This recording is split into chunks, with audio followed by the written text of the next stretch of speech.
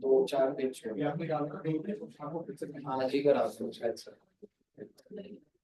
क्या करूँ आज मैसेज डाल दी इवनिंग वाले में 3 बजे ही आना। इन्वेंटरी लंबा कराऊंगा या तो चल छोड़ पता नहीं समझ नहीं आ रहा। इन्वेंटरी करा दूं इवनिंग वाले बच्चों का 2 बजे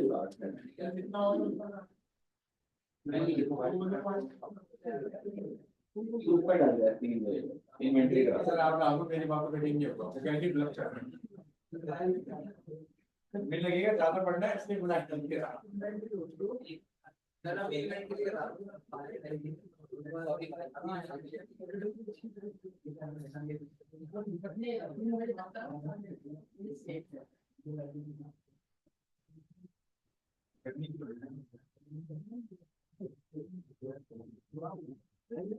चल छोड़ो आज इन्वेंटरी थोड़ा कम करा लेते हैं कोई बात नहीं यार। बच्चा ना कोई निकल ना गया वो ना हो यार। हाँ मतलब ना वो थोड़ा दिक्कत हो जाएगी।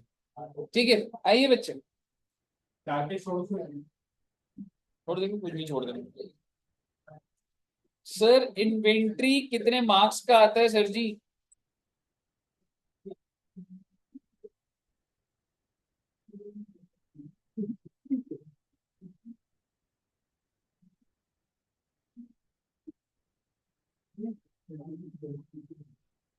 इन्वेंट्री आपका बच्चे 8 से 10 नंबर का आएगा। ये 8 से 10 की जगह I should say 5 to 10 marks. और ये इंपॉर्टेंट चैप्टर है। और मुझे आप बता दीजिए पहले ना प्रैक्टिकल बात करना चाहूंगा आपके साथ। आप मुझे बताइए इन्वेंट्री का दूसरा नाम स्टॉक जो कि तुमने फाइनल अकाउंट्स में बहुत बार देखा है कि ये जो इन्वेंट्री का ट्रीटमेंट स्टॉक का ट्रीटमेंट क्या था। एक तो ट्रेडिंग अकाउंट में जाता था और दूसरा बैलेंस शीट। और अगर ट्रायल में गिवन होता था तो सिर्फ बैलेंस शीट। तो लेकिन आपको हमेशा उसकी वैल्यू दी होती। अब देखते क्लोजिंग स्टॉक इज वैल्यू। अब ये आपका डिटेल्ड एनालिसिस चलेगा कि उसकी वैल्यू कैसे निकलती है, उसके बैकएंड पे कितना डेटा चाहिए होता है, कॉस्ट में क्या क्या इंक्लूडेड होता है। तो ऐसे बहुत सारी बातें प्रैक्टिकली चलेंगी। क्लोजिंग स्टॉक अपने में एक समुंदर कॉन्सेप्ट है। ठीक है बच्चे। तो सबसे पहले हम समझते हैं कि जो इन्वेंट्री होती है वो 2 लोगों के हिसाब से होती है। ये मैंने आपको मैन्युफैक्चरिंग में भी बनवाया था। या तो आप एक मैन्युफैक्चरर हो या फिर आप एक ट्रेडर हो। और अगर आप मैन्युफैक्चरर हो तो बेटे आपके लिए इन्वेंट्री क्या क्या रहेगी? Raw material, work in progress and finish goods. ये तीनों इन्वेंट्री है भाई। और अगर आप ट्रेडर है तो आपके लिए क्या इन्वेंट्री रहेगी? सिर्फ और सिर्फ फिनिश गुड। क्योंकि वो तो सिर्फ और सिर्फ ट्रेड करता है, परचेज करता है और बेच देता है। क्योंकि अब आप सभी बच्चे डेवलप्ड हो। मैं थोड़ी सी रिफाइंड बात करूंगा। रॉ मटेरियल को हम कौन से अकाउंट में दिखाते थे? Manufacturing account. और इसका जो भी स्टॉक का बैलेंस होगा वो कहा जाता था? Balance sheet. याद आ रहा है? मैन्युफैक्चरिंग अकाउंट में ओपनिंग स्टॉक भी रॉ मटेरियल का इधर आ जाएगा, क्रेडिट साइड पे क्लोजिंग आ जाता था। पर क्योंकि एसेट है तो बैलेंस शीट में तो जाएगा ही जाएगा। ध्यान आ रहा है बच्चे? वर्क इन प्रोग्रेस कहाँ दिखाते थे? मैन्युफैक्चरिंग अकाउंट और बैलेंस शीट। क्योंकि ये जो बच गया वो मेरा स्टॉक है, वो मेरा एसेट। फिनिश गुड किधर दिखाते थे? ट्रेडिंग अकाउंट और बैलेंस शीट। और अगर मैं एक ट्रेडर की बात करूं तो भाई एक तो ट्रेडिंग अकाउंट और दूसरा किधर बच्चे? बैलेंस। क्लियर है साहब? एक बार बना दो बेटा इसको फटाफट।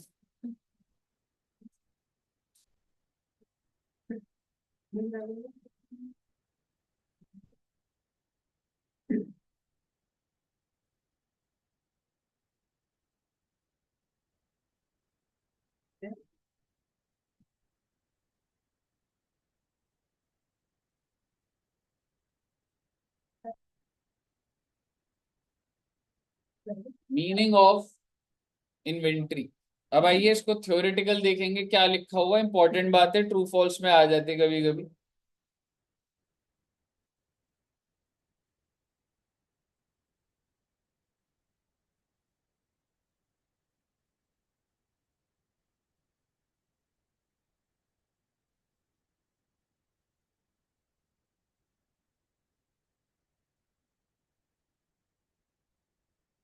बहुत ध्यान से देखना बच्चे।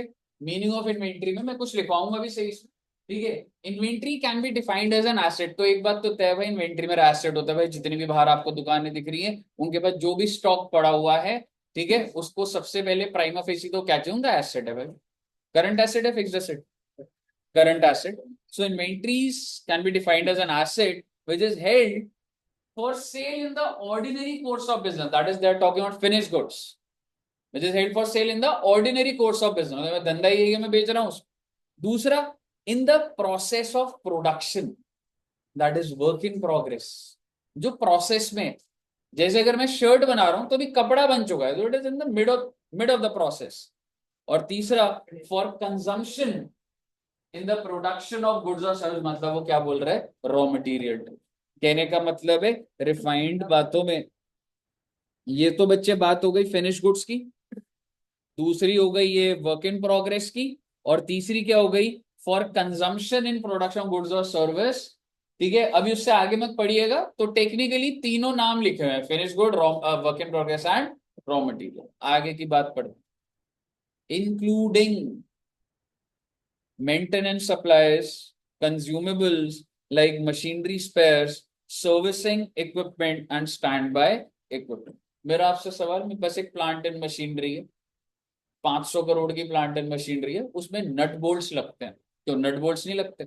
आपको ये सेटअप में दिख रहा है कितने सारे वो नट बोल्ट्स टाइप लगे हैं? ठीक है। बाइक के, रॉयल एनफील्ड में देखते हो वो इंजन पे कितने सारे वो अलग कलर के वो लगे होते। ठीक है, कहीं भी देख लो।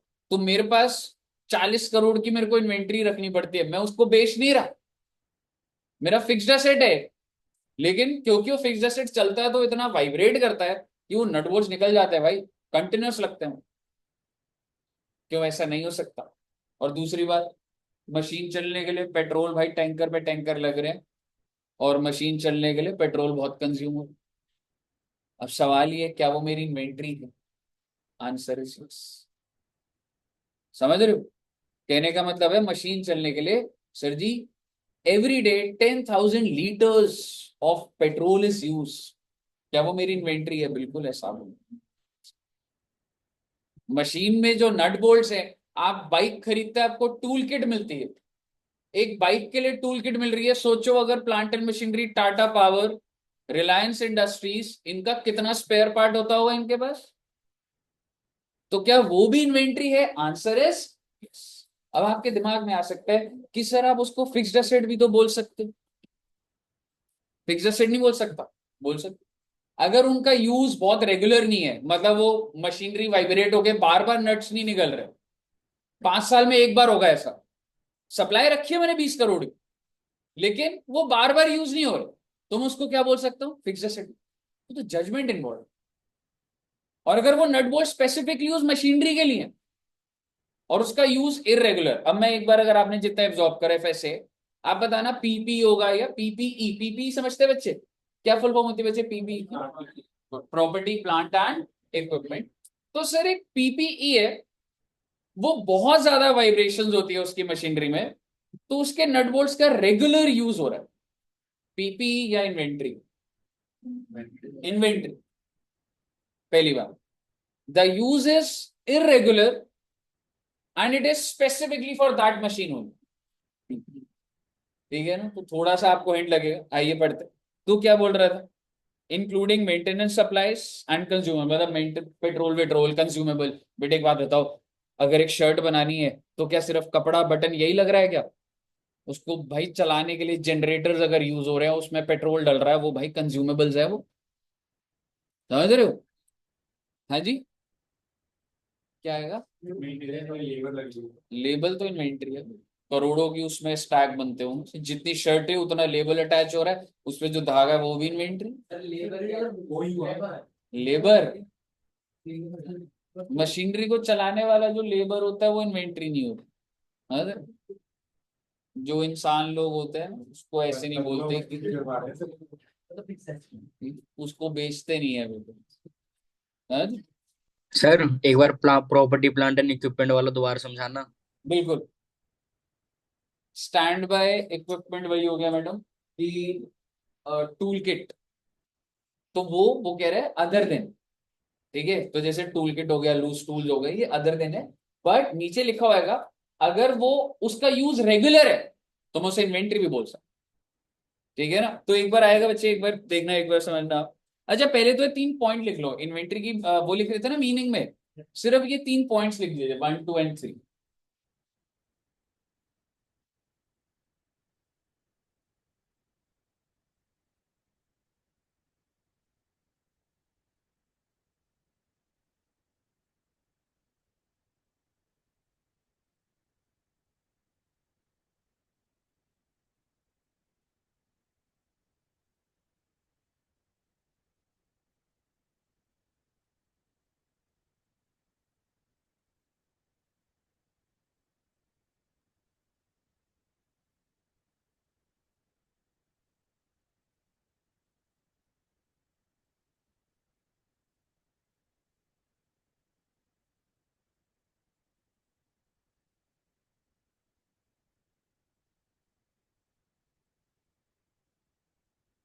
लिखिए बच्चों ने,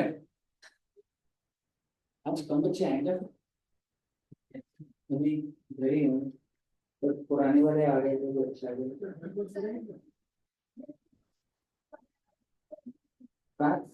पैकिंग मटेरियल जैसे शर्ट जो इन्वेंटरी है, डोमिनोज पिज्जा वाला पिज्जा जो बॉक्स में दे रहे हैं उसके लिए इन्वेंटरी बस पड़ा होगा, देखते हो कितने सारे इन्वेंटरी। चलो थर्ड पॉइंट है, लिख दिया पूरा, लिख दिया। बस आप शॉर्ट में ऊपर वाले में मतलब लिखना तो पूरा ही, बस आपको समझ आना चाहिए सबसे पहले वाला फिनिश गुड है, फिर इन द प्रोसेस वाला वर्क इन प्रोग्रेस है, and to be issued in the production वो क्या हो जाएगा आपका रॉ मटेरियल।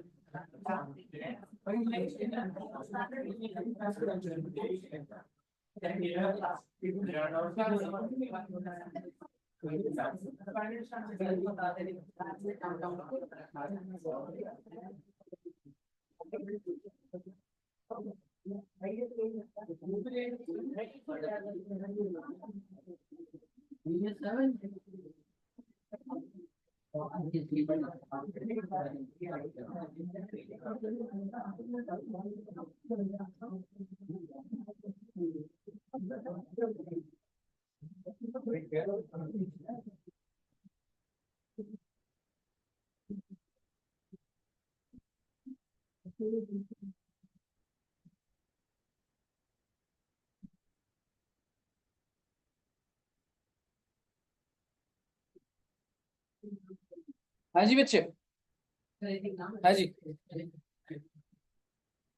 लिख लिया। अच्छा, एक चीज देखना,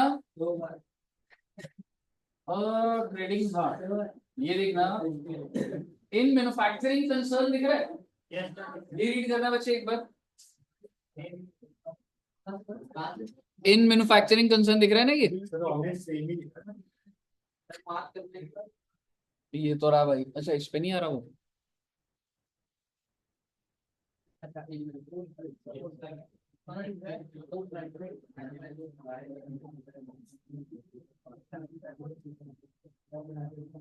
मेरे से कनेक्टेड है ना। हाँ, एक बार ये पढ़ो, इन मैन्युफैक्चरिंग कंसर्न लिखा है ना।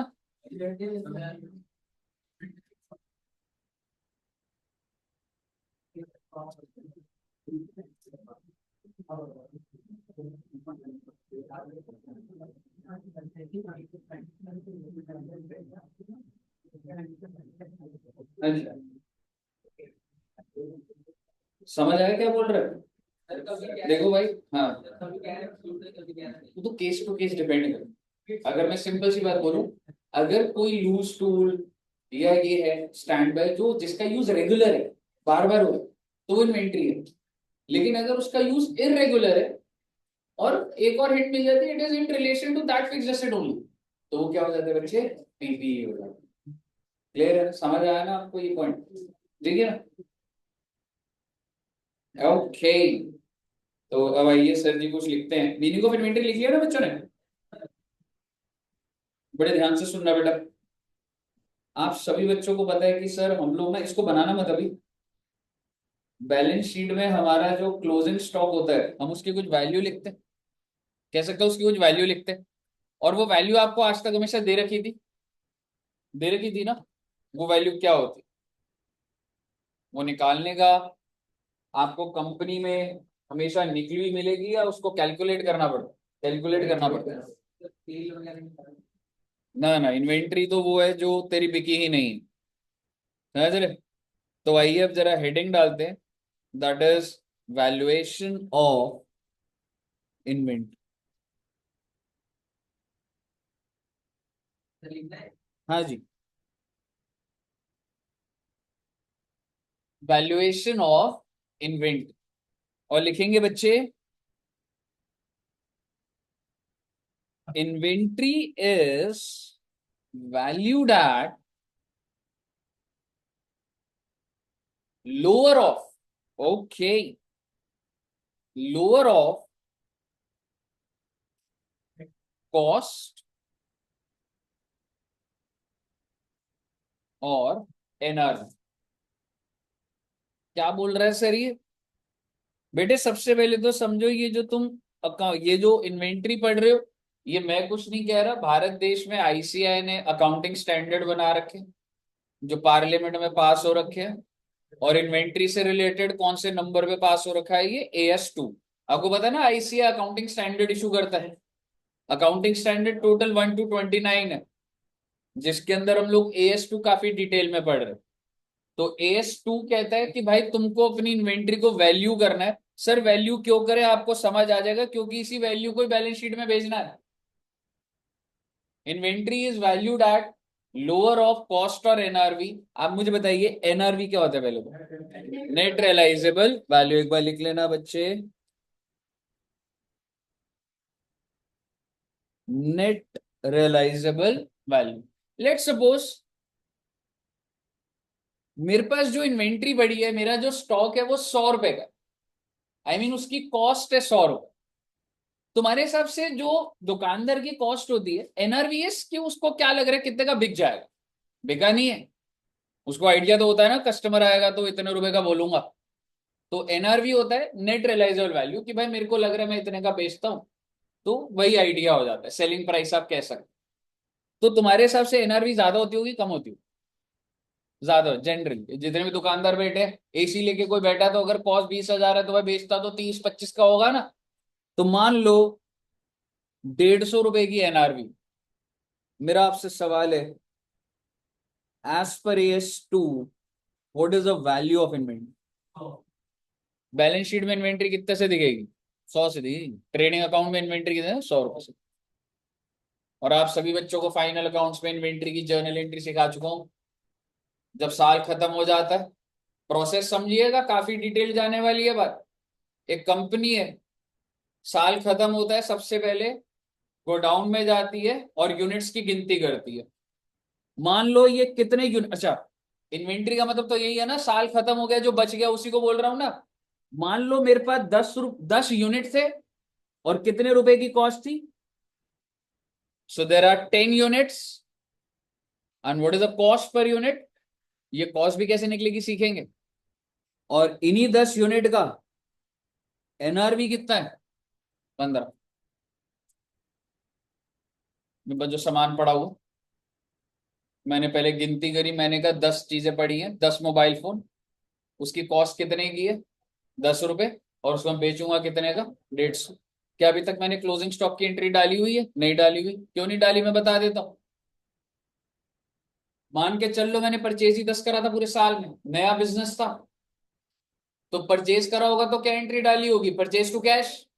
एक भी सामान नहीं बिका, सिस्टम के अंदर एंट्री क्या डली? बस एक, purchase to cash. Trading account में परचेज दिख रहा है, कैश कम दिख रहा है। साल खत्म, अभी भी इन्वेंट्री कितनी है? 10। तो 10 की कॉस्ट लिख दी मैंने, और वो बेचता कितने का वो लिख दिया मैंने। पर क्या अभी भी इन्वेंट्री की एंट्री डली हुई है? नहीं डली हुई, अब डलेगी। अब बताइए। तो कहने का मतलब ये है, पहले निकाली जाती है वैल्यू, और कहने का मतलब है पहले निकाली जाती है कॉस्ट, फिर निकाली जाती है एनआरवी, फिर इन दोनों का लोअर होती है वैल्यू, और तब जाके एंट्री पड़ती है सिस्टम के अंदर। और एंट्री क्या डलती है बच्चे? Closing stock to trading account. आपको तो वैल्यू पहले से क्वेश्चन में दी होती, इसलिए आपको कॉस्ट एनआरवी का झमेला नहीं देखना होता। आपको फाइनल अकाउंट्स में सीधा सीधा वो कहता था closing stock is valued at इतना, और आप उसको एक तो ट्रेडिंग में दिखा देते थे और बैलेंस शीट में दिखा। पर वो कैसे निकला, अब हम वो चीज देख। समझ रहे हो? मेरा आपसे सवाल, ये सब ऐसे एग्जाम में नहीं आता, पर इतनी क्लैरिटी होनी चाहिए। अगर मान लो कॉस्ट है 100 रुपए और NRV 70, what is the value? 70। ठीक है साहब, दिमाग लगाना बेटा। परचेस कितने का करा था? परचेस 100 पे दिख रहा। इन्वेंट्री कितने की है? तो क्लोजिंग स्टॉक टू ट्रेडिंग डालोगे तो 70, नुकसान दिख रहा है, वैल्यू गिरी जी। समझ रहे हो? आगे ना अपने, हम नुकसान रिकॉर्ड हो गया भाई, 100 की चीज खरीदी 70 पे यार वैल्यू चल रही है उसकी। समझ रहे हो? मुझे बताइए, क्लियर है बच्चे? चलिए इसको नोट कर दो भाई साहब। तो ले देंगे आपको, वैल्यूएशन ऑफ इन्वेंट्री का रूल पता होना चाहिए, लोअर ऑफ कॉस्ट और NR.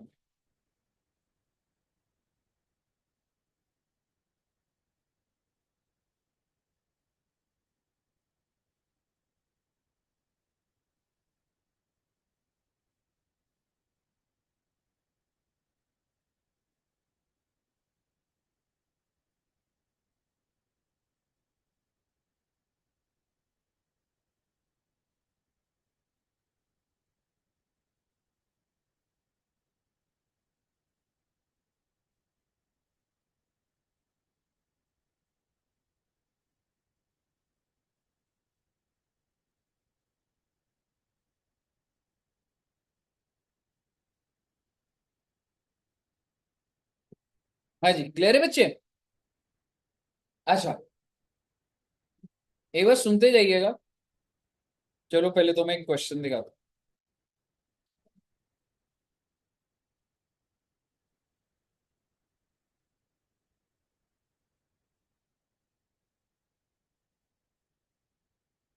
Illustration number 1, Surekha limited deals in 3 products. आ जाओ, इस पर भी आ जाओ। आपके हिसाब से जो, मान लो सैमसंग है, कंपनी है, ठीक है, तो सैमसंग के पास बहुत सारा इन्वेंट्री होता होगा। इन्वेंट्री बोल तो stock, mobile phones, camera, laptop, ये सब होता होगा। तो क्या सारे के सारे का कॉस्ट का टोटल करके सारे के सारे एनआरवी से कंपेयर करूं? क्योंकि वो सारी इन्वेंट्री एक ही चीज तो है। कोई मोबाइल लेने आएगा तो उसको वॉशिंग मशीन दे देंगे, ऐसा है क्या? या अगर कोई मोबाइल लेने आएगा, अभी लेटेस्ट मोबाइल कौन सा चल रहा है सैमसंग का? S S24 ultra. और इससे पहले वाला तो सीरीज से चल रहा है, मतलब, है ना? कोई आया S24 लेने, उसको S20 दे देता हूँ, चल जाएगा क्या काम? नहीं चाहिए। आप धंधे को भी तो समझिए ना, उसी हिसाब से ही तो अकाउंटिंग बनी हुई है। लेकिन अगर आप डेयरी मिल्क चॉकलेट लेने जाओ 10 वाली, तो जो बॉक्स के अंदर 10-10 वाली है, वो तो कोई भी उठा लो, दुकानदार कुछ बोलेगा क्या आपको? नहीं। So there is a concept that it is ordinarily interchangeable. ये फ्रिज के अंदर 20-20 रुपए की कोका कोला है रे, तुम सब चाहे पीछे वाली उठा लो, चाहे बाहर वाली उठा लो, चाहे ठंडी उठा लो, चाहे नॉर्मल टेम्परेचर वाली, कोई फर्क पड़ेगा दुकानदार को? लेकिन अगर 20 वाली कोक की जगह तुम 2 लीटर की बोतल उठा कर बैठे, समझ रहे हो? तो आप मुझे बताइए, क्या ये ऑर्डिनरली इंटरचेंजेबल है? तो आपकी इन्वेंट्री की भी सेग्रीगेशन होती है। आप किसी आउटलेट में जाते हैं कपड़े खरीदने, तो वो एक ही, आपने देखा है, एक कलर के 5 डिजाइन है। बोलो तो ज्यादा गहरा चला जाऊंगा मैं, ज्यादा हम टेक्निकल चले जाएंगे। क्या वो इंटरचेंजेबल बोलूं? अगर उसी कलर का मीडियम साइज 50 है मेरे पास, वो इंटरचेंजेबल? क्यों? समझ नहीं आया भाई। आप एक चीज समझो, जो आईफोन अभी कौन सा आ गया बेटा, 16 आ गया। आप मार्केट में गए और आपको वो बोल रहा है 15 ले लो, 15, एक ही तो बात है, एक ही तो बात है, एक ही बात है। नहीं तो भाई साहब, अब क्या बात है? लेकिन अगर आप 16 प्रो बोलो, दोबारा सुन लेना, आपने बोला ब्लू कलर देना, मगर सिल्वर कलर ले लो, एक ही तो बात है, एक ही तो बात है, एक ही तो बात है, एक ही बात है, एक बात नहीं है भाई। आपने बोला आईफोन 16 लेना है मुझे, प्रो जो भी है, मुझे नहीं पता, मैंने एग्जांपल क्या बनाया था, ब्लू कलर का। मैंने कहा 25 लगे ब्लू कलर के, वही आईफोन 16, कोई भी उठा ले, इसको तो इंटरचेंजेबल बोलूंगा। ये थोड़ा ना बोलूंगा बेटे सबसे पहले वाला उठाइयो। जो अगर एकदम सेम है उसको क्या बोल रहा हूं मैं? Ordinary interchangeable. इफ आई से, अब आप ये वाले फैंस देख, ये जो पीछे, आपके पीछे जो 2 फैन चल रहे हैं, जो सीलिंग पे लटके हुए हैं, थोड़े ऐसा लग रहा है हिल रहे हैं ज्यादा, क्या ये इंटरचेंजेबल है? यस। और ये वाला फैन, ये अलग है ना भाई। अगर एग्जाम्पल के हिसाब से देखो बेटे, फैन लगा रखे हो,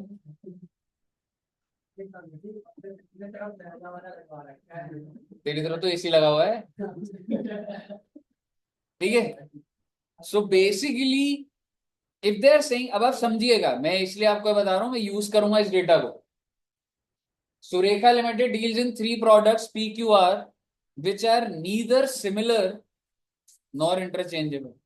P cannot be interchanged with Q और Q cannot be changed with P और R। तो कैटेगरी बन गई ना भाई। P की वैल्यूएशन अलग चलाऊंगा, Q की अलग चलाऊंगा, R की अलग चलाऊंगा। At the end of the financial year, historical cost and NRV are given below. Determine the value of the closing stock. मेरा आपसे सवाल है, प्रोडक्ट पी का कॉस्ट कितना है बेटा? NRV। तो इसको अलग हैंडल करो या टोटल करके हैंडल करो? अलग है, तो दीज आर नॉट इंटरचेंजेबल। तो आप मुझे बताइए, इन्वेंट्री वैल्यूएशन कितनी आएगी? आपके सामने आंसर भी है, सबसे पहला वाला देखो, कॉस्ट है 38 और 42, विच एवर इज लोअर 38। अगला वाला बच्चे कोई भी ले लो, 29 ही है, और उससे अगला, और जब आपने ये करा तो आपकी इन्वेंट्री की वैल्यूएशन आ गई। यहाँ तक क्लियर है सभी बच्चों को? आइए जरा एनआरवी पे थोड़ी सी डेवलपमेंट करते हैं। हाँ जी, आज क्वेश्चन से बोल सकते हैं कौन सी इजी लग रहा है आज?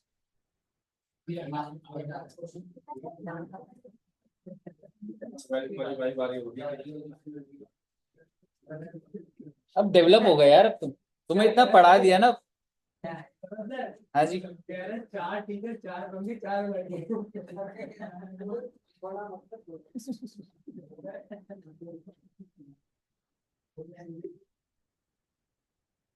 बताओ यार, कोर्स खत्म हो रहा है, तुम्हारी सोच ही बदलती जा रही है। डेवलप हो गए। ठीक है, अच्छा एक चीज समझना बच्चा, एनआरवी के बारे में कुछ लिखवा रहा हूं।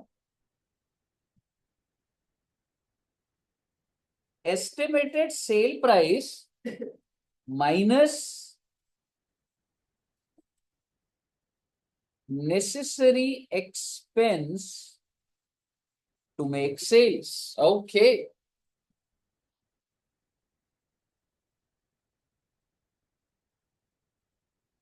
ये भैया आप सभी बच्चों को पता होगा, लोग अगर अपना घर बेचना चाहते हैं तो बेच सकते हैं। किसके थ्रू बेचा जाता? ब्रोकर। ब्रोकर क्यों इन्वॉल्व होता है? उसको क्या चाहिए होता है? कमीशन। मान लो आपने जो घर है उसको बेचा 1 करोड़ का, ब्रोकर का कितना परसेंट कमीशन होता है? 1% बोथ पार्टीज। ओके, चलिए आप जैसा कह रहे हैं ले लेते हैं, बिल्कुल सही कह रहे हैं, 1% होता है। तो 1 करोड़ का कितना? 1 लाख। सोच के देखो, आप अगर सेलर हो, बायर और सेलर की डील होती है 1 करोड़ पे। जब ये डील हो जाती है, सेलर के पास 1 करोड़ आ रखा है, ब्रोकर कहता है भाई 1 लाख मुझे दे दे भाई इसमें से। तो आप मुझे बताइए, मेरा NRV, net realisable value, 1 crore हुआ, या 99 लाख, या 1 करोड़ 1 लाख? 99 हुआ, मेरे पास जो बचेगा वही होगा ना सर। अगर 1 crore minus, if it is 1 lakh, then it is. कहने का मतलब ये, एनआरवी के अंदर जो भी नेसेसरी एक्सपेंस होता है, like brokerage, best example brokerage ही होता है, तो वो आप रिड्यूस कर देते। क्लियर है जी? और अगर आपको इतनी बात समझ आ रही है तो छोटी सी बात पूछ लेता हूँ, जिसने बाय करा घर, कितने का बाय करा उसने? साथ में कमीशन, तो उसके लिए कॉस्ट क्या हो गई? 1 करोड़। क्योंकि भाई ब्रोकर को वो भी तो देगा ना।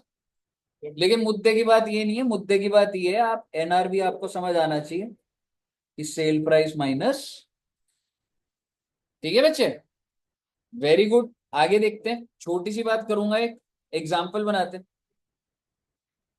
आपने एरो ऐसे बना के लिखा है या हेडिंग डाली है ना? पहले कॉस्ट का भी बोल दूं एक बार, हल्का सा ही बोलना है, थ्योरेटिकली ज्यादा जाएगा कॉस्ट का तो वैसे। ठीक है, बट एक बार कॉस्ट का भी सुन लो चलो। बच्चे जो कॉस्ट है ना, इसके ना 3 कंपोनेंट्स करने होंगे हमें।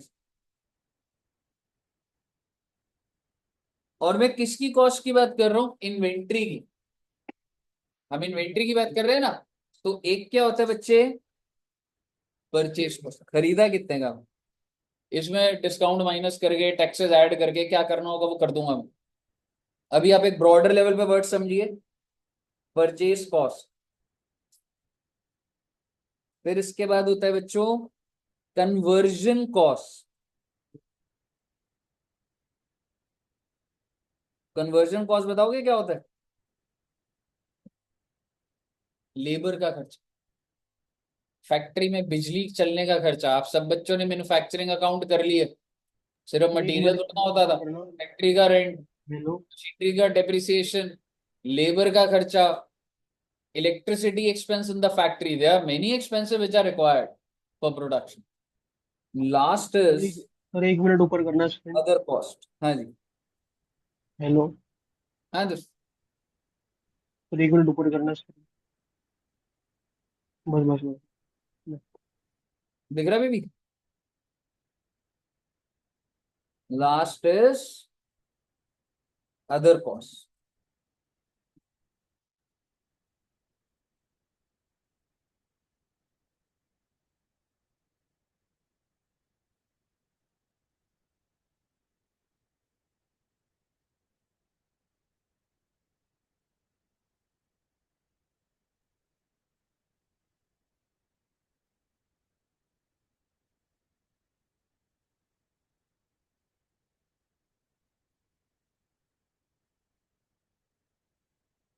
लिख लिया बच्चों ने?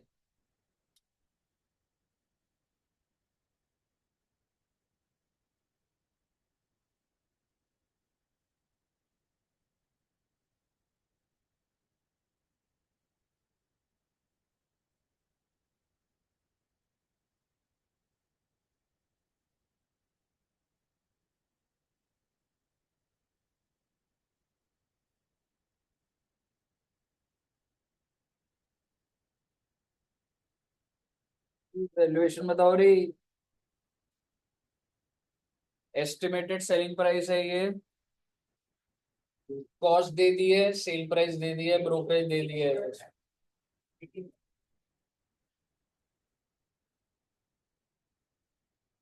1 करोड़ 10 माइनस 81 तो कहीं से नहीं आ रहा वैसे, पर मैं फिगर चेंज कर लूं एक बार।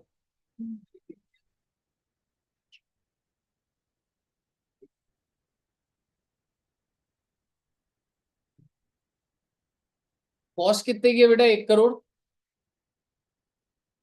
और सेल प्राइस कितना है? 1 करोड़ 10 लाख। और ब्रोकरेज कितना देना है मुझे इसमें? तो आइए जरा स्टेप बाय स्टेप समझते हैं। What is the cost? 1 C. What is the NRV? 9 crore 90। NRV क्या होगा? वेरी 9 लाख। कैलकुलेटर यूज कर लिया करो बेटे, ऐसे ना इतना कॉन्फिडेंस नहीं होना चाहिए 1 करोड़ में से।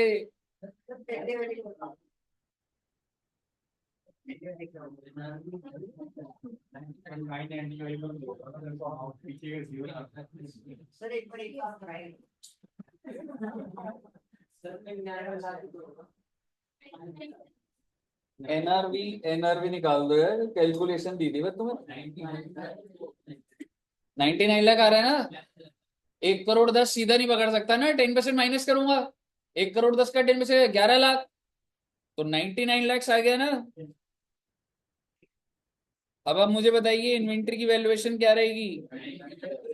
नहीं तो क्या लग रहा होता है, कॉस्ट हमें लग रहा होता है, बहुत ज्यादा है तो ये लिख दो। ऐसे थोड़ा ना बेटे, जब आप कमीशन माइनस कर रहे हो तो एग्जैक्ट अगर आप देखोगे एनआरबी कम आ गया उसका, एक बार नोट कर दीजिए।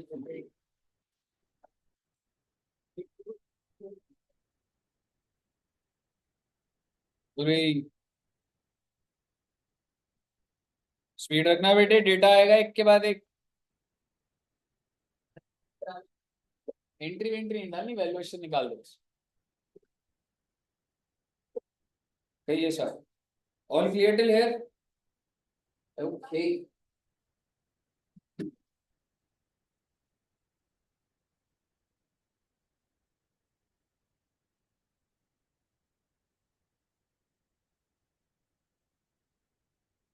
चलिए देखता हूँ, आई थिंक ये वाला क्वेश्चन था भी।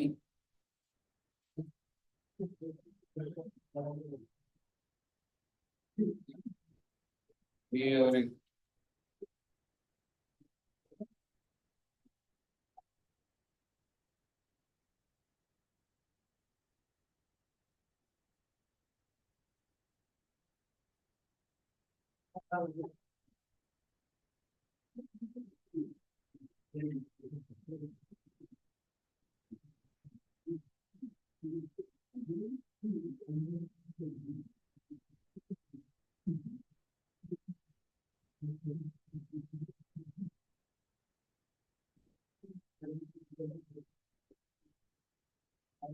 एक हेडिंग डाल लेना बच्चे,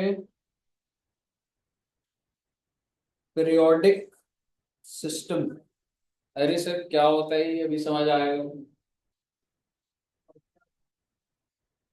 पीरियोडिक सिस्टम,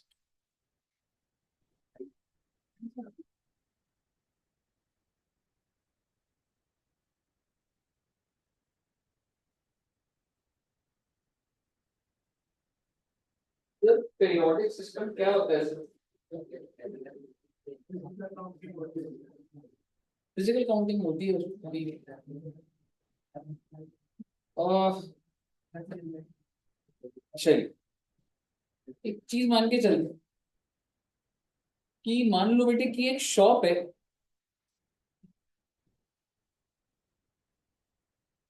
और ये ना डेयरी मिल्क की शॉप है। डेयरी मिल्क चॉकलेट्स खाई है सब बच्चों ने? नहीं, अगर नहीं खाई, ठीक है। हाँ बिल्कुल, डेयरी का मिल्क भी होता है, तो आप उधर चले गए, तो लो मैं चॉकलेट लिख देता हूँ मैडम। डेयरी मिल्क नहीं, सिर्फ डेयरी मिल्क चॉकलेट मिलती है। ठीक है, जिस बच्चे ने नहीं खाई वो बता सकता है, मैं ऑर्डर कर दूंगा उस बच्चे को। खाई हुई है सब बच्चों ने, तो अच्छी बात क्या हो रही है? है। हाँ, नहीं बताना। ठीक है, सो बेसिकली एक इंसान ने उससे ना शॉप खोली डेयरी मिल्क की, और उसको एक चीज पक्का बताए कि भाई मैं ना 20 वाली चॉकलेट रखूंगा, ना 50 वाली, ना कैडबरी सिल्क, मैं तो सिर्फ और सिर्फ 10 रुपए वाली चॉकलेट बेचूं। कहने का मतलब है उसकी शॉप पर जितनी भी चॉकलेट्स हैं, कितने रुपए वाली, is it ordinarily interchangeable? Yes. जब आप उसकी शॉप पे जाएंगे, वो बोलेगा भाई तेरे को जो चॉकलेट उठानी है ना, बस एक ही उठाइए। उन्होंने बोला जो उठाने हैं, ज्यादा उठा ली, ऐसे नहीं। अगर आपको 5 चाहिए तो 5 लो, बट ऑब्वियसली वो आपको ये नहीं बोलेगा इस वाले फ्रिज से लो, ये वाले फ्रिज से लो, जहां से लेनी है लो। तो जहां पे ऑर्डिनरीली इंटरचेंजेबल होती है ना, वहां कॉन्सेप्ट आता है आपका। अगर आपको याद हो, फीफो। फीफो की फुल फॉर्म क्या होती थी? First in first out. Then that is LIFO. Then average method, और एक होता है जी, ये इन्वेंट्री की कॉस्ट निकालने के लिए होते हैं। कॉस्ट नहीं बोलूंगा, रादर इन चारों को क्या बोला जाता है? Cost formula. ठीक है बेटे, ओके। सर पर ये क्या चल रहा है, मेरे को एक बात बताओ, ये दुकानदार जो है चॉकलेट बेचेगा कितने की? खरीदेगा और 10 रुपए। प्रॉफिट कितने का होगा? 9 रुपए, 8 रुपए, 7 रुपए। अलग अलग वेंडर्स होंगे, होलसेलर्स होंगे डेयरी मिल्क के, समझ रहे हो? तो ये भाई करता क्या था? सर ये बहुत सारी प्रोक्योर करेगा, obviously has to make sure कि मैं 10 से कम ही प्रोक्योर करूं। ठीक है, तो मान के चल लेते हैं कि इसने ना अभी जैसे नवंबर में, 1 नवंबर 24 में इसने 1000 चॉकलेट्स परचेज करी एट द रेट ऑफ ₹6। क्या आप मुझे इसका कॉस्ट बता सकते हैं, परचेज कॉस्ट? चलो, 1000 चॉकलेट अपनी दुकान में डाल दी, धंधा अभी स्टार्ट करा इसने 1 तारीख। फिर उसने 2 जनवरी 24 को 5000 चॉकलेट परचेज करी एट द रेट ऑफ ₹7। आप समझ पा रहे हैं इसकी दुकान पे टोटल नंबर ऑफ चॉकलेट्स कितनी आ गई है? 6000। और कॉस्ट भी आपको दिख रही है, 42,000 is the cost.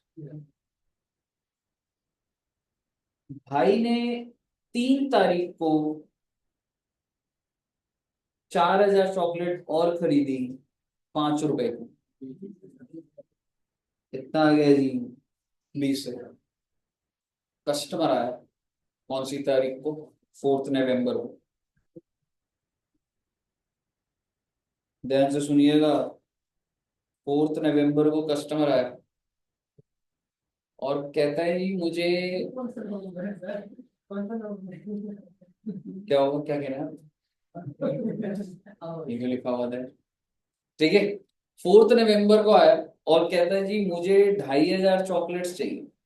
So the shopkeeper is selling 2500 chocolate. मेरा आपसे सवाल है, और ये जो दुकानदार है ये फीफो लगा है, और आप सोचिए that you are the customer, क्या वो आपको ये बोलेगा ये मेरी पहले की परचेज है, पहले वो वाले बॉक्स में से पूरी निकाल लो, फिर आप जाना वो वाले फ्रिज में, वहां दूसरी परचेज करेंगे? कस्टमर बोलेगा क्या कर रहा है, मेरी मर्जी में कोई भी फ्रिज से चॉकलेट निकालूंगा, हो सकता है वो एक्सपायर होने वाली हो, मुझे डाउट आ जाएगा। क्या आप जब कोल्ड ड्रिंक पीने जाते हो, ठीक है, तो क्या वो ऐसे करता है कि बेटे पीछे वाली उठाना, वो 10 दिन हो गए बेटे रखे हुए? हाँ, तो फिर आप पीछे वाली उठाते हो आगे वाली? आगे वाली उठा। हाँ हाँ, कोल्ड ड्रिंक पी लीजिए। पार्टी का आपने कमाई थी ना वो। हाँ, ठीक है। सो बेसिकली क्या, अगर कोई कस्टमर जब आप जाते हो, क्या अगर वो आप, आई एम सॉरी, कोई शॉपकीपर अगर ऐसा बोले कि नहीं आप वो वाले फ्रिज से ही उठाना, तो डाउट आ जाएगा। और क्या धंधे में, आई मीन जब कस्टमर सामने होता है, क्या तब फीफो लगता है?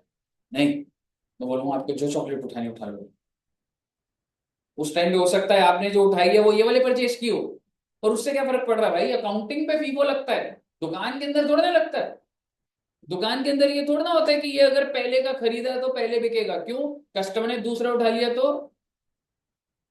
आप कोई भी शॉप पे ऐसे गए हो जिसमें बोले बेटे सबसे पहले जो पुराने वाला है ना वही उठाना बच्चे, आप वो बिल्कुल भी नहीं उठाओगे और आप उस शॉप पे भी नहीं जाओगे उसके बाद। समझ रहे हो? ये जो कॉन्सेप्ट है तो अकाउंटिंग कॉन्सेप्ट, फीफो, समझ रहे हो? तो कैसे लगेगा समझेगा। तो सबसे पहले मैंने आपको फ्रंट एंड समझाया कि दुकान पे कस्टमर को नहीं बोला जाता कि आपने पता लगे अपनी शॉप के पीछे लिख दिया वी अप्लाई फीफो, और आपने अपनी परचेज की डेट के हिसाब से स्टॉक को रख दिया, कभी नहीं उठाएगा पुराना वाला। दुकान पे नहीं लगता वो। समझ रहे हो? अब कहाँ लग रहा है आप यहाँ समझिएगा। आप ऑफिस में बैठे हुए, परचेज दे रखी है, सेल दे रखी है। अब आपका सवाल यही होगा, ये 2500 किस में से निकली भाई? कहीं से भी निकल सकती, दुकान में कहीं से भी निकल चुकी होगी। पर आप मुझे बताइए, मैं क्या, मैं फॉलो क्या कर रहा हूँ अभी? फीफो। तो कौन सी वाली निकल गई होगी? पहले 1000 निकल गए होंगे, फिर उसके बाद 1500 निकले। सर क्या ही कर लोगे आप ये जान के? ओ बेटे, मैं ये जान के क्या करता हूँ मैं आपको बता देता हूँ। 4 एक को 2500 की सेल हो गई यूनिट्स की। हाँ, कॉस्ट मेरे को जो बेचा मेरे को उसमें इंटरेस्ट नहीं है अभी। आप समझिएगा, what is my closing stock on 411 units, बताइए। यही आ रहा है। अब मुद्दे की बात यो है, 7500 को मल्टीप्लाई मेरे को कॉस्ट पर यूनिट करना है कि नहीं करना? AS2 वैल्यूएशन निकालने के लिए कॉस्ट भी चाहिए होती है, NRV भी चाहिए होती है, और कॉस्ट इन सबकी अब सेम तो है नहीं। पर मुझे यूनिट्स पता लग गए 7500, यूनिट्स तो पता है ना मुझे 7500। अब मैं लगाऊंगा जब फीफो, तो आप मुझे बताइए इस 7500 के अंदर बाइफरकेशन क्या है?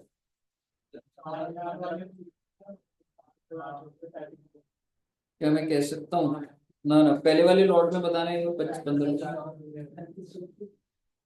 3500 इंटू 7 और 4000 तो कितना आगे बढ़े?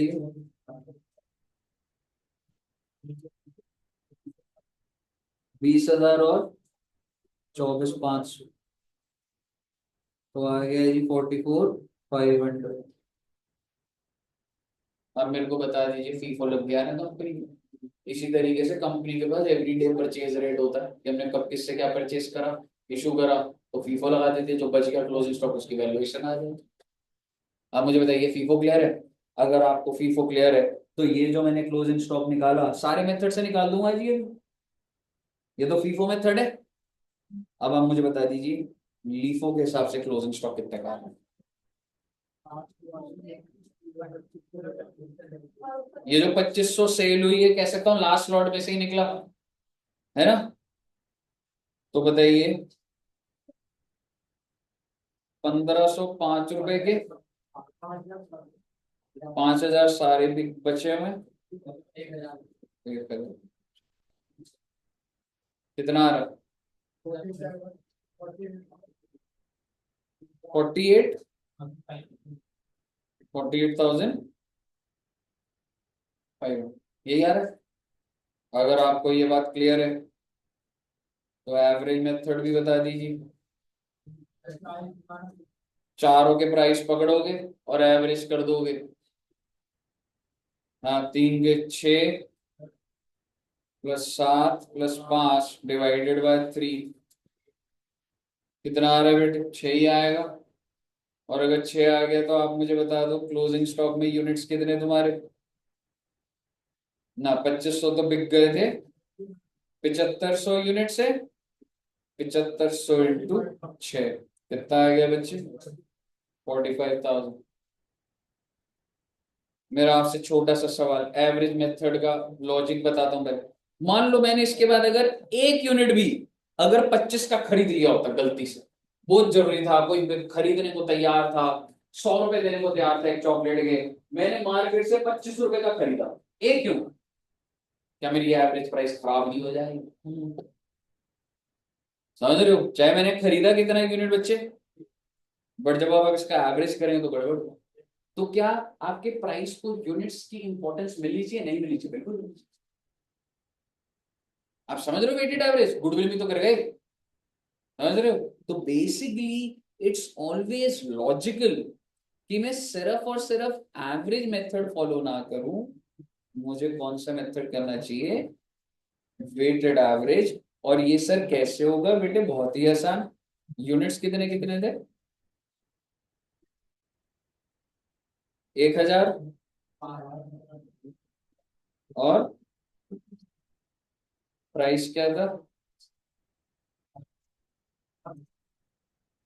6 7, और अब मैं इसका निकाल दूंगा प्रोडक्ट। प्रोडक्ट का मतलब टोटल कॉस्ट, ठीक है। 6,000 और दूसरा क्या है ये, 35,000, फिर क्या है जी, 20,000। What is your total cost, कितना, 61,000। And can I say this 61,000 is a cost of how many units, 10,000। So the cost of 1 unit. Weighted average बना दिया ना मैंने इसको, तो आप कह सकते हैं weighted average cost per unit. आप ये कह सकते हैं total cost divided by total units, 61,000 divided by 10,000, 6.1। आपका क्लोजिंग स्टॉक के यूनिट कितने थे, नोट कर दीजिएगा। बात बात में चारों मेथड बता दिए आपको, स्टार्टिंग से नोट कर दे, कर लिया नोट बच्चों ने? पीरियोडिक सिस्टम में ये एग्जांपल नोट करेंगे, आपको चारों मेथड समझ आ गए इसमें, करिए।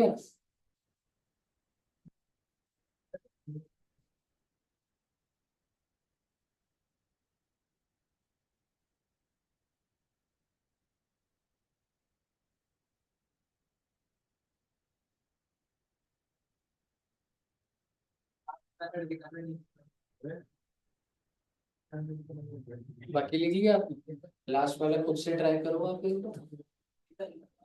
यूनिट्स है ना तेरे पास, प्रोडक्ट, थोड़ा तो स्लो डाउन। ये वाला लिख लिया बच्चों।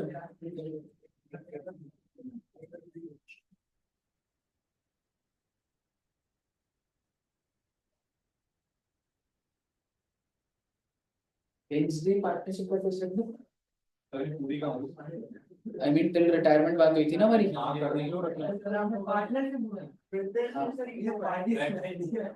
की पार्टी, अब तो तुम्हारी इतनी पार्टी होगी। हाँ की पार्टी कर रही है। क्या क्या कह रहे हो?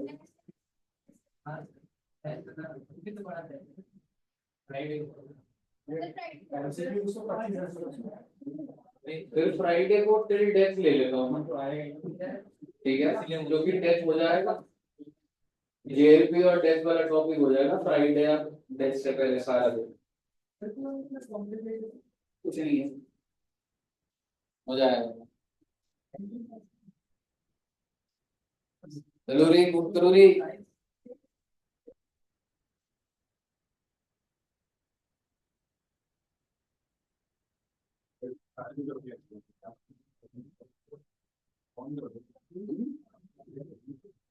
चल तो भाई, इधर आके बैठना आराम से, हार्डवर्क इज द की। यार तूने डांस बड़ा क्रेजी करा, वीडियो ऐसे बना बना के। सर मैं तो बस कैमरा ऑन था पूरा, जैसे सब नाच रहे थे ना, तो मेरा कैमरा भी ऐसे पूरा लग रहा है पूरा ग्राउंड ही ऐसा लगा दिवाली पार्टी की खुशी तेरे को ही है, भगवान राम तेरे ही आएंगे। मैंने इंस्टाग्राम से आपने वो कैप्चर किया था पूरा लाइन वो वीडियो अच्छी बनाई थी। वो मैंने सोचा था बना। हाँ वो सही करा, नहीं तो वो बहुत एडिटिंग करता और वो करता, वो फटाफट हो गया। मैंने स्टॉप कर करके गया था, वो इंटरनेट खराब कर दिया घर पे खींच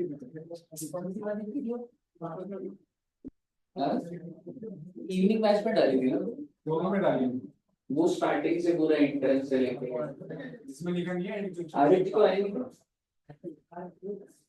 आया था क्लासेस नहीं आता था, पार्टी तो तुम्हें कोई मिस्टेक नहीं सर मैंने क्लासेस में मिस्टेक करी था। बीच में कर दी थी, वो वो 60 तबियत खराब हो। हाँ जी, 6 लिखा है लिखो में लास्ट क्या लिख लिया बच्चों ने?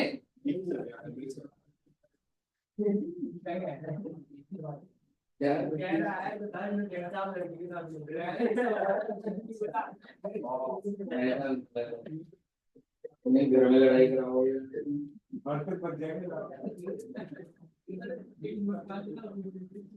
हाँ ये लड़की कौन सी मुस्कान से मेरे सर की जेल बना रहे। अरे सर से इंजीनियरिंग क्वेश्चन सर से पूछा, वो लड़की ऐसा तो रहेगा उसके क्या उस सर का तो घूम रहे बस चल रहे नाच भी नहीं रहे बस चल रोशन सर? हाँ उधर रंगोली भी बना रहे सर कर दो क्वेश्चन सर वाला गाना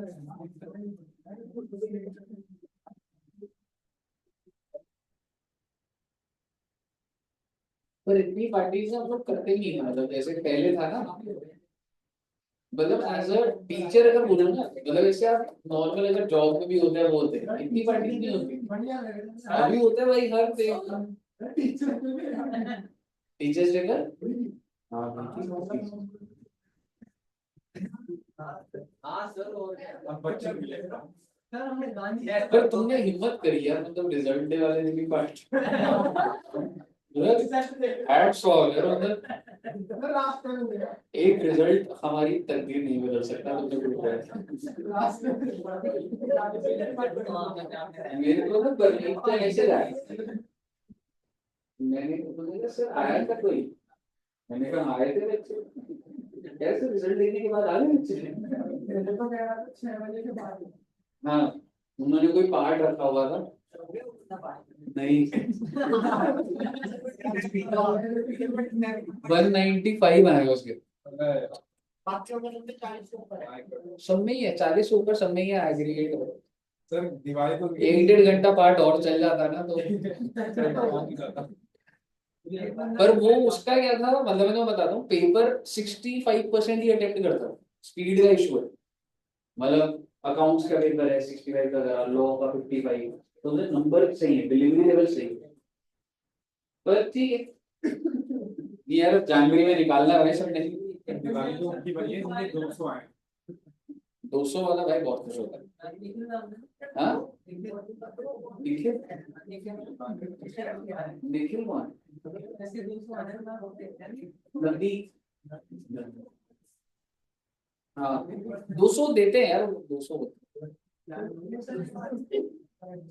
हाँ जी कर लिया नोट बच्चों ने?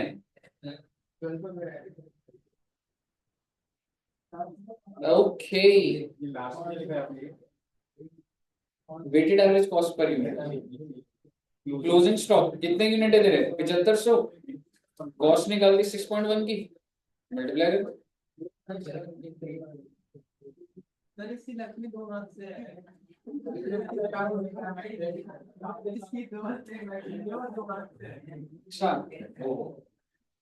198 है, मना कर रहा, तू कह रहा हाँ। तो कह रहा है गांव से हमने पास हो गए गांव के लोग से। अच्छा तो एग्रीगेट मतलब बन गया था। ओ बड़ा दुख होता है यार ये वाला रिजल्ट होंगे।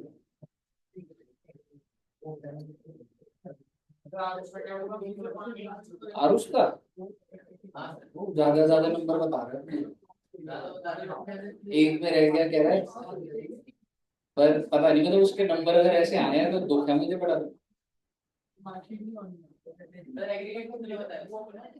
एग्रीगेट में ध्यान नहीं है, पर 75 80 और लो में कम रह गया, मतलब ये कह रहा था। मतलब अगर ऐसा है तो अगर ऐसा है तो 3-4 नंबर से लॉ है, तो ग्रेड को दे देता है उसमें 78 के आगे सर पे उसी पर है 65 करते तो फिर 2 में सारे था। हाँ वो होता है कि इतने में हाँ थोड़ा कर हाँ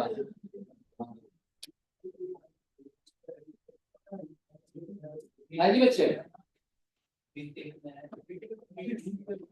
नोट कर लिया बच्चों ने? और अच्छा, एक क्या होता है ना बच्चों, अब मैं तुम्हें बताता हूँ और फिर ये बनाएंगे बस इसको। इलस्ट्रेशन 1 हमारी हो गई थी, इलस्ट्रेशन 2 देखते हैं और फिर मैं परपेचुअल सिस्टम बताऊंगा। ये वाले जो आज करा है ना, मतलब वो इजी होते हैं, सबसे टेक्निकल थर्ड क्लास होती है, बहुत डिफिकल्ट और मतलब अजीब से क्वेश्चन और होता है। तो ये क्लास भी आपकी इजी है, सेकंड वाली भी इजी होगी, थर्ड वाली टेक्निकल होगी बहुत ज्यादा। आइए इलस्ट्रेशन में 2 देखते हैं। A manufacturer has following record of purchases of condenser, please inventory को ना साथ साथ करना पड़ेगा, ठीक है। Has the following record of purchase of condenser, तो ये मैन्युफैक्चरर क्या परचेज करता है? कंडेंसर। बंद हो गया,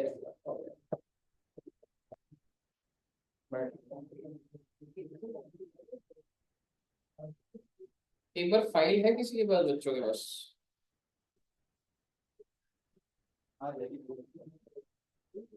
एक बार ग्रुप में भेजेगा दोस्त इन्वेंटरी की फाइल।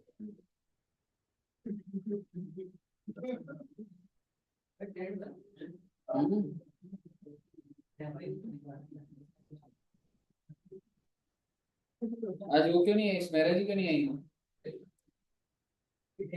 बात नहीं हुई? नहीं होती बात? घर पे कॉल कर दूं क्या? कितने खुश हो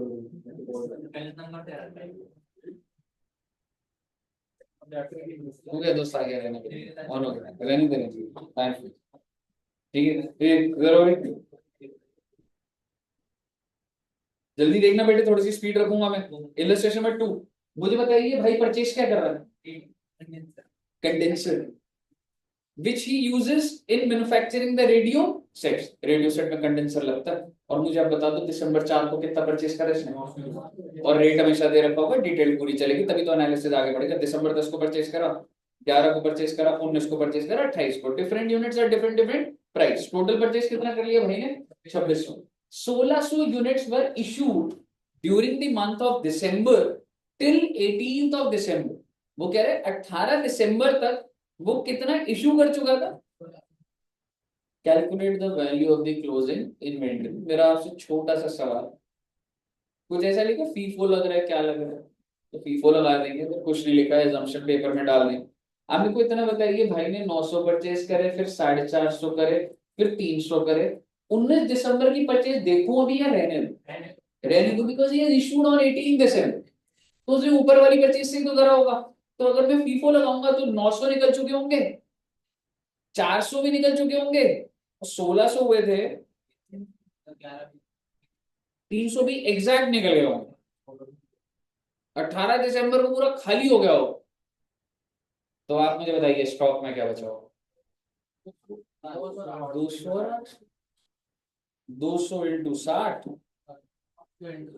और 800 इंटू 47, यही आपका क्लोजिंग स्टॉक। समझ आ गया ना? इसी ये क्वेश्चन डेवलप होता जाएगा भी, लेकिन इस मेथड के अंदर नहीं, दूसरे में। यहां तक समझ आ गया आपको? अब मैं आपके सामने एक ऐसा मेथड डिस्कस कर रहा हूं।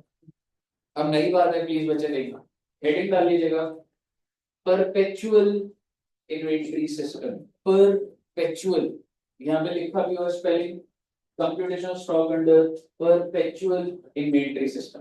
परपेचुअल होता है भाई कि प्रॉपर एक एक दिन के हिसाब से शीट। अभी हम क्या कर रहे थे, हम पूरे डेली बेसिस का नहीं बना रहे, ठीक है। परपेचुअल में क्या होता है देखेंगे बच्चे,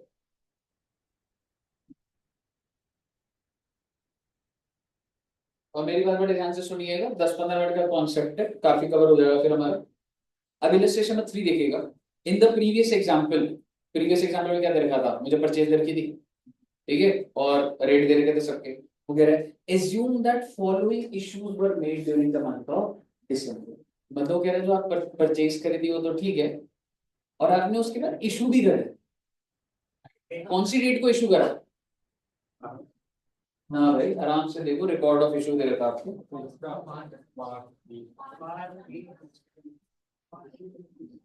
5/20/29 कितने इशू करे? 16। और वो कह रहे हैं कैलकुलेट द वैल्यू, अच्छा वो तो वो है। और मुझे क्या करना पड़ेगा, डेली बेसिस पे मुझे क्लोजिंग स्टॉक की वैल्यू, यानी कि इलस्ट्रेशन पर 2 भी यूज होगा और 3 भी यूज होगा। कौन से मेथड्स से हो रहा है बच्चों? लीफो। अगर उन्होंने पहले फीफो करा, मैं फीफो दिखा दूंगा वैसे, आपको ज्यादा अच्छा लगेगा आपको। नहीं दे रखा, आइए लीफो यूज कर। अब आप मुझे बताइए व्हेन, अच्छा अब पहले आप फॉर्मेट देखिएगा, ठीक है। फॉर्मेट क्या है सर? डेट आ गई, कल आपकी डेट आ जाएगी भाई, परचेज की भी डेट आ जाएगी, इशू की भी डेट आ जाएगी। फिर कौन सा कॉलम आएगा? रिसिप्ट। फैक्ट्री में कब कब आ रहा है, फैक्ट्री में कब कब इशू हो रहा है, और जब दिन खत्म हो गया तो क्लोजिंग स्टॉक है। और आप मुझे बता दो सबसे पहली परचेज कब की थी? 4 तारीख। सर कहाँ लिखी हुई थी बेटे? इलस्ट्रेशन नंबर 2, 4 दिसंबर को। आप प्लीज ये फोटो खींच लेंगे सारे बच्चे, क्योंकि मैं 2 कराने के बाद उसके बाद आप फोटो से यूज कर रहे हो। पहले ये प्रोक्योरमेंट की डिटेल है, ये परचेज की डिटेल है ना बच्चे। 4 को खरीदा, 10 को खरीदा, ठीक है ना, ये प्रोक्योरमेंट की डिटेल है। कर लिया? ठीक है, ग्रुप में शेयर कर देना। और ये वाली डिटेल किस चीज की है? Issue, records of issue. 5 तारीख को इशू कर दिया, ठीक है। और अब मुझे क्या करना है, डेली बेसिस पर इन्वेंट्री का वैल्यू निकाल। और कौन सा मेथड है जी? लीफो। प्लीज आपके सामने स्क्रीन पर है।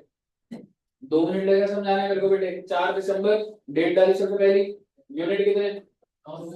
रेट दे रखा 50, 45,000 कॉस्ट आ गई। 3 कॉलम बने, यूनिट, रेट, अमाउंट।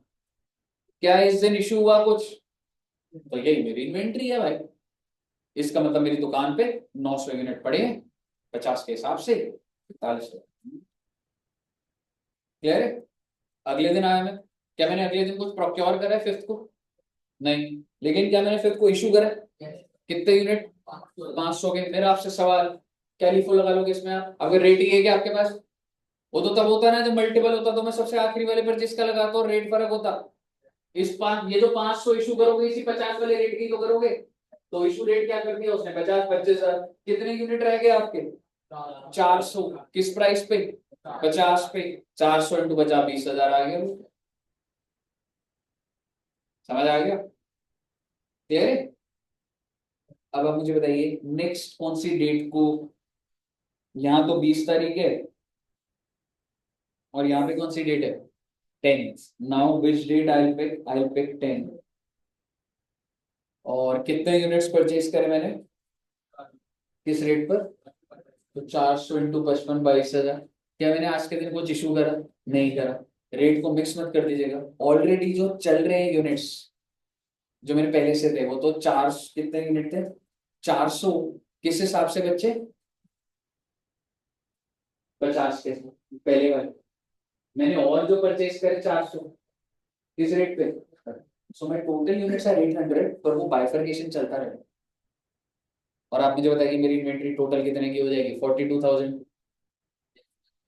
42 की हो जाएगी ना? अब आप मुझे बताइए अगली डेट 10 के बाद, यहाँ तो 20 है, और ऊपर क्या है जी? तो जी 11 को परचेज करो 300 यूनिट। कितने के? 55 की। चांस की बात है सेम रेट है, 57 भी हो सकता था, 58 कुछ भी हो सकता।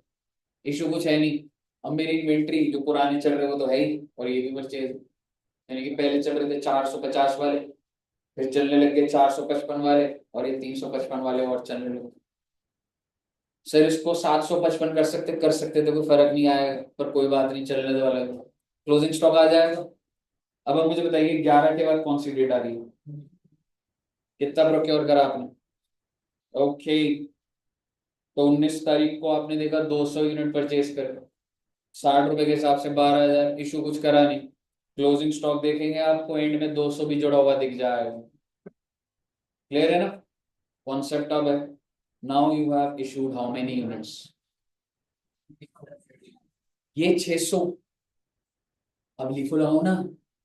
अब जब ये 600 इशू करोगे, अब देखना बेटा 20 तारीख को, अब जब मैं 600 इशू करूंगा, पहले किसमें से निकालूंगा? सबसे लास्ट वाले में से। लीफ हो गया लास्ट इन फर्स्ट आउट। तो सबसे पहले कितने 600 का बाइफरकेशन देना पड़ेगा मुझे कि 200 तो 60 वाले गए, 355 वाले गए, और 100 भी कौन से चले गए? तो बचे कौन से? 355 वाले और 450। क्लियर? 28 तारीख को आप इसी तरीके से प्रोक्योर कर रहे होंगे। कितने यूनिट? 847 पे। तो जो ऑलरेडी पहले से चल रहे हो तो 450 वाले, 355 वाले और 800 और जुड़ जाएंगे। समझ आ गया ना आपको कॉन्सेप्ट क्या चल रहा है? एंड लास्ट भी कर ही लेते, इतना कर लिया तो फिर आपसे कराऊंगा एक क्वेश्चन। दिसंबर 29 को मैंने 500 परचेज करे हैं, आई एम सॉरी इशू करे हैं। तो आपके हिसाब से कौन से लॉट में से इशू होंगे? 800 जो 47 के वही वाले इशू हो जाएंगे। तो बच क्या जाएगा? 347 वाले, 355 वाले और 400। मुझे आप बता दीजिए, कोई दिक्कत? सुनते जाइएगा बात। अगर आपको कोई दिक्कत नहीं है तो फटाफट देखूंगा, वेटेड एवरेज भी कराऊंगा। इलस्ट्रेशन नंबर 4 देखेंगे, समझ आ गया ना? बन जाएगा ना वो? इलस्ट्रेशन 4 देखेंगे। In the same example of manufacturer radio set, let us calculate the value of inventory using average price. Average price क्या होगा भाई? सारे प्राइसेस परचेज प्राइस है, एवरेज कर दूं, कितना आ गया? 53.4। और आपका क्लोजिंग स्टॉक कितना बचा था? ये परपेचुअल वाला नहीं है, एवरेज वाले के अंदर क्या चल रहा है वो जो पहले वाला था ना। हालांकि मुझे पहले ही कराया तो सही था। तो यूनिट कितने बचे थे याद है उसके? 1000 बचे थे। क्या हो गया बेटे? वो याद है? 200 और 800 बचे थे। एवरेज प्राइस आ गया आपका। क्लोजिंग स्टॉक आपके 1000 यूनिट, आपने उसको मल्टीप्लाई कर दिया तो एवरेज प्राइस मेथड से होगा। क्लियर? मैं कुछ भी नहीं बोलूंगा। इलस्ट्रेशन 5 आप ही से सॉल्व कराऊंगा और आप इसमें अटकोगे। मैं आपको हेल्प कर रहा हूँ बस स्टार्टिंग में। On the basis of data given in illustration में 2 and 3, वही वाला प्रोक्योरमेंट का और इशू का, calculate weighted average price and also value of closing inventory by weighted average price method. Sir इसने लिखा नहीं परपेचुअल है। हाँ इन्होंने सॉल्व ऐसे ही करा हुआ है। तो कौन से मेथड से कह रहा है ये कि एक एक यूनिट करके कैसे करोगे? परपेचुअल मेथड से। और मेरा आपसे सवाल, ये आपका वेटेड एवरेज के हिसाब से बना। मैं पहली लाइन आपको समझाता हूँ फिर आप स्टार्ट करिएगा। दिसंबर 4 की परचेज थी, कितने में परचेज कर रहे हैं? ये आपको इलस्ट्रेशन 2 में दिया होगा आपने फोटो में। 50 के हिसाब से 45,000 इशू कुछ हुआ नहीं। अब आपने आगे नहीं बताऊंगा। अब आगे टेबल बनाएंगे, आपके पास वो क्वेश्चन है, ठीक है? और आप जहाँ अटकोगे, एक दो जगह पे अटकोगे, वो मैं बताऊंगा, पर पूरा टेबल बनाएंगे। ठीक है बच्चे? पूरा फॉर्मेट से date issue, sorry date receipt issue balance सारा का सारा होगा।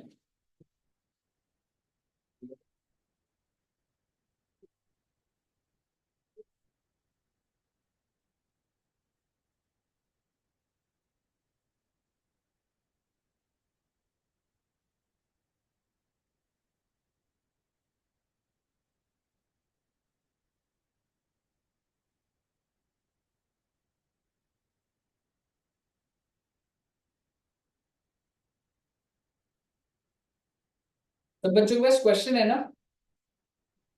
है? एक बार ग्रुप में डाल दो, ग्रुप में डाल देना बच्चे क्वेश्चन। एक प्रोक्योरमेंट की फोटो होगी, परचेज की, और एक इशू की।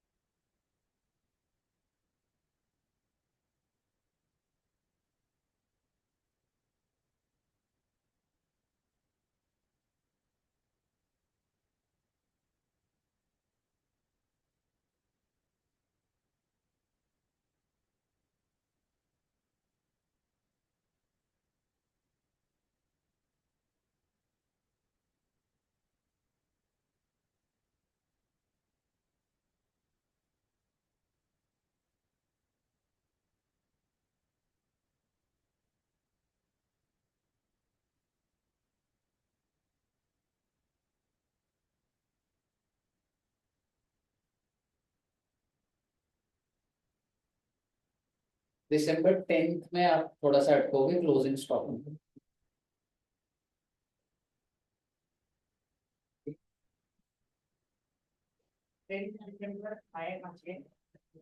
10 दिसंबर को तूने परचेज करा बस, परचेज वाले में देखेगा ना।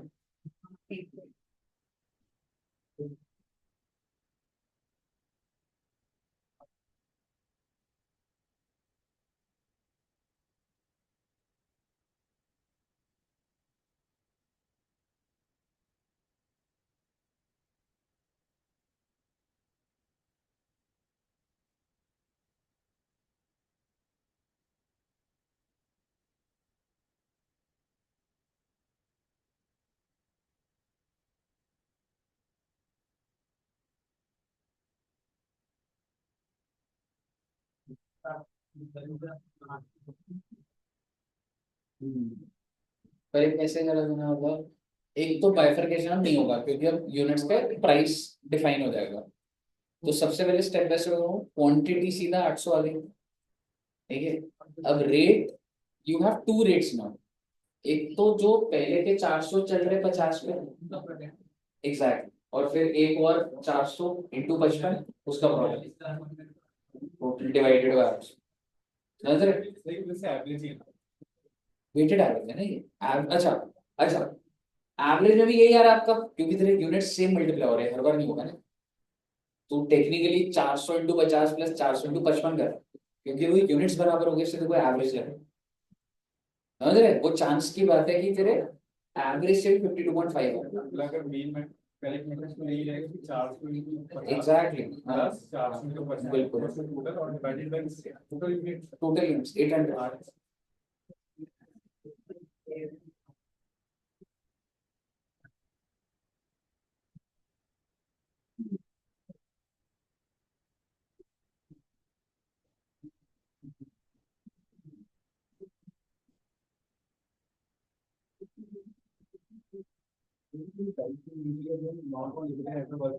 इसको भी करना पड़ेगा ना।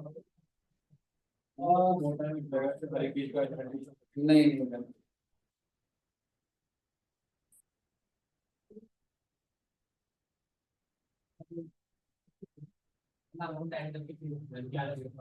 अब जो तेरे यूनिट्स हो गए वो 800 यूनिट हो गए 52 पे जो चल रहे हैं 52.5।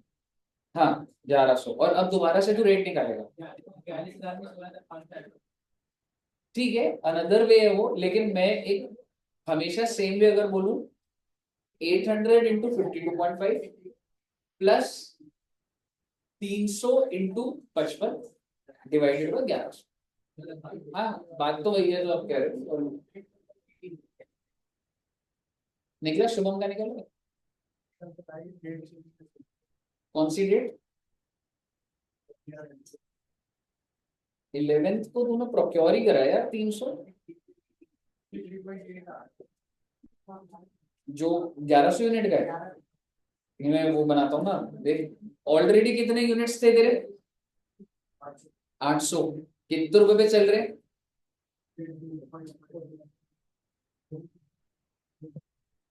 और तूने कितने यूनिट और खरीद लिए, 300, कितने रेट पर, डिवाइडेड बाय 1100 कर देगा ना, मैथमेटिकली बस करना तेरे को, समझ रहे। ये वेटेड एवरेज वही तो है, अगर आप देखोगे यूनिट्स 800, रेट 52.5, यूनिट्स 300, रेट 55। तो इन दोनों का जब तुम प्रोडक्ट निकाल दोगे डिवाइडेड बाय यूनिट्स, वही हो रहा है ना, तुमने मतलब करा था वाली चीज।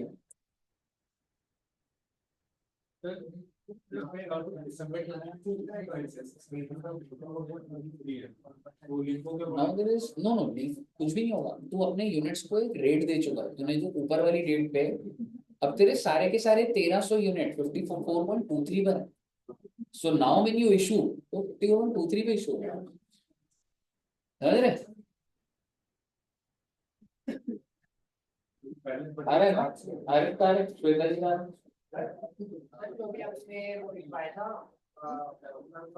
क्वांटिटी और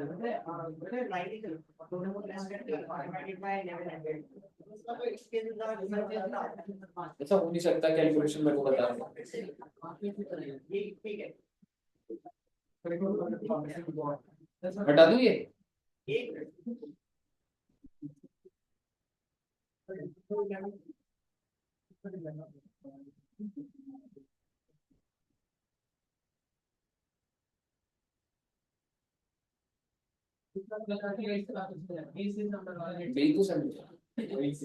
बीस दिसंबर को क्या इशू हुआ है? 20 दिसंबर को अब आपके सारे के सारे यूनिट्स उस प्राइस पर आ गए ना 53.18 पे। तो जब आप इशू करोगे तो उसी रेट पे इशू करोगे जो भी 54 या जो भी प्राइस। जब आपने एक बार अब एक वेटेड एवरेज रेट दे दिया, अब आपका जितना भी स्टॉक है उस प्राइस पे, नाउ व्हेन यू इशू तो उसी प्राइस पे इशू कर रहे हो। अब आपको पुराने से उसकी हिस्ट्री नहीं जाननी वो कितने पे खरीदा। आप तो अपने सारे यूनिट्स को, अगर मैं बोलूं अब ये तुम्हारे जो 1100 यूनिट थे, सॉरी 1300, इसका रेट क्या हो गया 54। अब जब इशू करोगे तो इसी रेट में इशू होगा। समझ लो? पहले 7 मिनट था तो 54% की ऑलरेडी डिसाइडेड था, तो वही है क्या। फिर बाद में 58 को सिक्योर किया तो तब फिर हमें बैलेंस पे अमाउंट डिसाइड करना पड़ा, उसमें चेंज हुआ। अब जब तूने दोबारा प्रोक्योर करा तो फिर दोबारा वेटेड एवरेज लगा। 700 चल रहे हैं 54.23 पे, 800 चलेंगे 47 पे। So the total divided by 1500 is now 51.37। तो इधर सेम है जो इशू करा तो वो रेट रिवाइज हो रहा है। हो गया। अगम का हो गया समझ? हो गया पूरा सॉल्व हो गया। ये क्या करा है? जल्दी कर लिया। Very intelligent.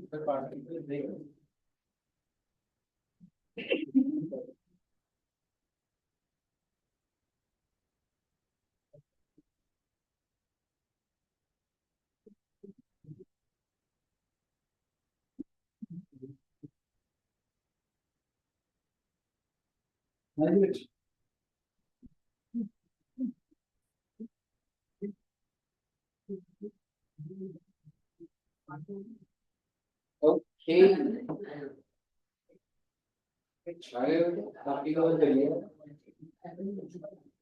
बस इस वीक फ्राइडे तक खत्म हो जाएगा तुम्हारा इन्वेंटरी। वेडनेसडे और फ्राइडे थ्योरी बाद में कराऊंगा।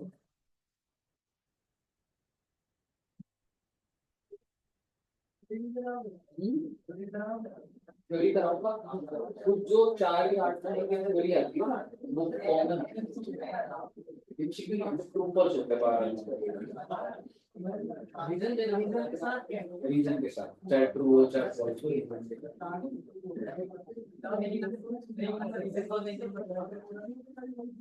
कह सकते हैं मतलब आधा भी दे सकते हैं, मतलब जरूरी नहीं।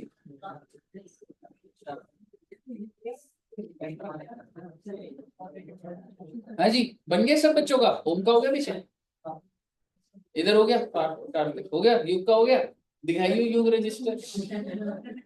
और अगली क्लास में ना एक पीछे का लॉट ये सारे 6 4 में जो भी अब आए आगे बैठना दिखाइए पूरा बनाइए। पूछने का क्या पता लगेगा।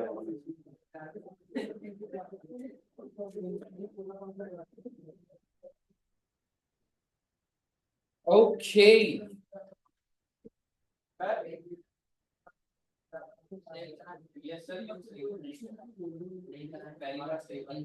वो तो कह रहा था ना पूछना मत कुछ कैसे हुआ भाई, पूछना मत। नहीं नहीं खत्म है यार, बस होमवर्क दे रहा हूँ मैं। ठीक है और होमवर्क में क्या है बच्चे, इलस्ट्रेशन नंबर 11 आपका हो जाएगा। हाँ इसके बाद हम वो करेंगे ना पार्टनरशिप। इलस्ट्रेशन नंबर 11 आपका फीफो है। बस हमने लीफो कर लिया, वेटेड एवरेज कर लिया। ठीक है then illustration number 12 weighted average वाला है, सेम है। ये ना तुम्हारे बीकॉम में ज्यादा आता है, सीए में कम पूछ रहे हैं ये वाला। और तो बस ठीक है सर जी। तो टेक्निकली 40-50% इन्वेंटरी हो गया। नेक्स्ट क्लास में क्वेश्चन ऑलमोस्ट नहीं कराऊंगा इसके सारे के सारे। ठीक है बच्चे, ये दो इलस्ट्रेशन कर लेना और नेक्स्ट क्लास में फिर इसको फर्दर आगे। ठीक है सर। बस 10th और 11th दिया है ना मैंने, दो दिया ना, 11 और 12 सर, ठीक है। कितने बजे होगा सर? वहाँ पे मैंने यस, अरे मेरा जी है, सर कितने बजे? मेरा जी आपके फ्रेंड्स कह रहे थे।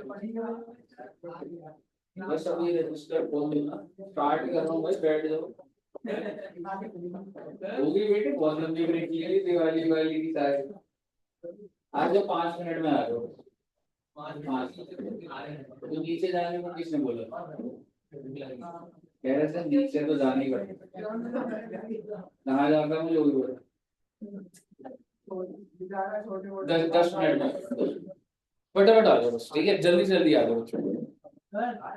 आपके लिए चॉकलेट नहीं है तो ओ डॉन, अब डॉन क्यों बुलाते हैं तुम्हें सर? ये बदमाश है। लाइन पर इतना बोल के बिल बढ़ रही है। नहीं, वो बड़ी वाली चॉकलेट नहीं, चॉकलेट में खाता हूँ। अच्छा था। डॉन क्यों बुलाते हैं? ये सब मेरी नॉलेज। लेडी ना गलती हो तुम सारे इससे। हाँ? क्या है? मैं यूरिन लगे थे। चलो ठीक है, तो मिलते हैं जी 10 मिनट में, 2-1 हुए, ठीक है बच्चों।